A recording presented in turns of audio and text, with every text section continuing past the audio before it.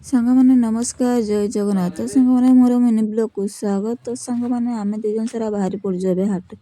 ତ ସାଙ୍ଗମାନେ ଚାଲ ଯିବା। ତ ସାଙ୍ଗମାନେ ଆମେ ଆସି ପହଞ୍ଚି ଗଲୁଣି ହାଟ ପାଖାପାଖି। ତ ଦେଖିଲୁ ଲୋକ ସବୁ ହାଟ କରିକି ଫେରୁଛନ୍ତି। ତ ଆମେ ଏବେ ଯାଉଛୁ। ତ ମୁଁ ମନେ ମନେ ଭାବୁଛି ଆମକୁ କହୁଛି ଆମେ ସମସ୍ତେ ହାଟରୁ ଆସିଲେ ଆମେ କ'ଣ ନେବା। ତ ଏବେ ଆମେ ପହଞ୍ଚି ପଡ଼ିଲୁ ଆସିକି ହାଟ ପାଖରେ। ତ ହାଟ ପାଖରେ ପହଞ୍ଚି ବସୁ ଦେଖିଲୁ ହାଣ୍ଡିଆ ଭାଟି। ତ ଭାବିଲୁ ହାଣ୍ଡିଆ ଟିକେ ପିଇଦେବା ସମସ୍ତେ ଯେହେତୁ ପିଉଛନ୍ତି। ତ ଦେଖିଲୁ ଯେ ଲୋକ ସବୁ ଜାଗାରେ ହାଣ୍ଡିଆ ଯୋଉଠି ଯୋଉଠି ଲୋକ ସେଇଠି ଅଛନ୍ତି।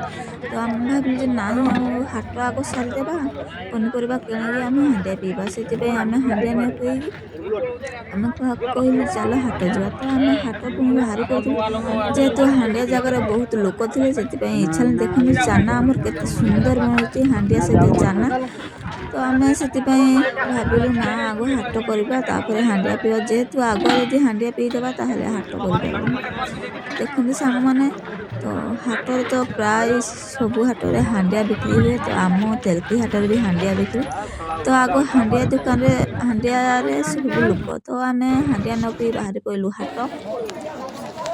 ତ ହାଟରେ ସେ ଦେଖନ୍ତୁ ସାଙ୍ଗମାନେ ପନିପରିବା ସବୁ ବସିଛି। ତ ପୁରା ଫାଙ୍କା ହେଇଗଲାଣି, ଲୋକ ସବୁ ହାଟ କରିକି ଯାଇସାରିଲେଣି। ଆମେ କିନ୍ତୁ ଆଜି ଟିକେ ପଛରେ ହେଇଗଲୁ ଯେହେତୁ ଘରେ ଟିକେ କାମ ଥିଲା। କାମ ସାରିକି ଆମେ ଆସି ପହଞ୍ଚି ଗଲୁ ହାଟରେ। ତ ହାଟରେ ଦେଖନ୍ତୁ ପନିପରିବା ତ ଏପଟେ ବସିଛି, ସେପଟଟା ଫାଙ୍କା, ଲୋକ ସବୁ ପଳେଇଲେଣି, ବେପାରୀମାନେ ବି ପଳେଇଲେଣି। ତ ଆମର ଆଗ କୋବି ଗୋଟେ କିଣିନେଲୁ। କୋବି କିଣି ସାରିଲା ପରେ ତ ସେପଟେ ଶୁଖୁଆ ସବୁ ବସିଛି। ତ ଏମାନେ କହିଲେ ଶୁଖୁଆ ନେବା। ମୁଁ କହିଲି ନା ଆଗ କୋବି ନେଇସାର ତାପରେ ଶୁଖୁଆ ନେବା। ତ ସାଙ୍ଗମାନେ ଆମେ ତ ହାଟ ସାରିଦେଲୁ। ହାଟ ସାରିକି ଯେତେବେଳେ ଫେରିଲୁ ଭାବିଲୁ ହାଣ୍ଡିଆ ପିଇବା ପାଇଁ।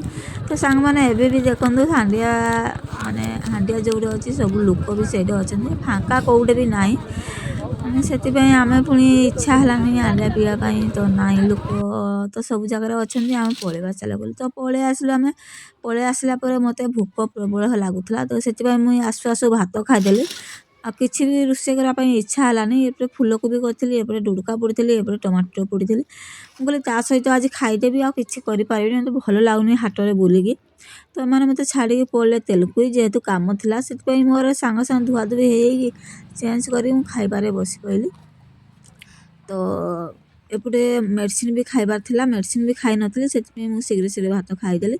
ତ ସାଙ୍ଗମାନେ କେମିତି ହେଇଛି ଆମର ଆଜି ତେଲକୁଇ ହାଟ ଆଉ ଖାଇବା ମୋର ନିହାତି ଭାବରେ କମେଣ୍ଟ କରିକି ଜଣାଇବେ। ତ ସାଙ୍ଗମାନେ ରହିଲି, ଜୟ ଜଗନ୍ନାଥ। ଭିଡ଼ିଓଟି ଭଲ ଲାଗିଲା ଲାଇକ୍, ସେୟାର, ସବସ୍କ୍ରାଇବ୍।